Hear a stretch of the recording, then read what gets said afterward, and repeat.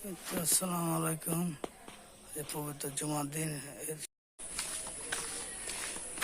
জুমার নামাজ আদায় করে গুরুস্থান দিকে যাচ্ছি।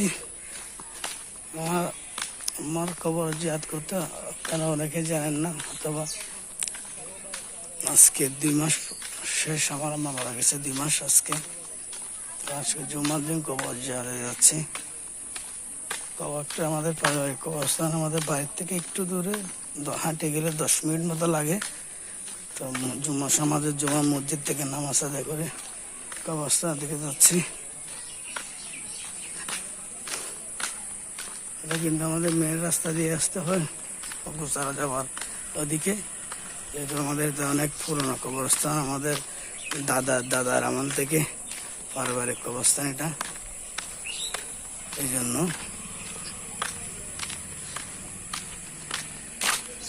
দেখতে পাচ্ছেন, পিছের ক্যামেরা দিয়ে দেখানোর চেষ্টা করবো একটু।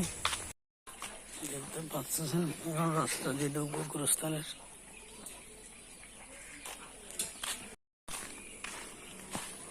তো এদিকে গুরুস্থানে যেতে হয়, আমাদের পারিবারিক গুরুস্থানে।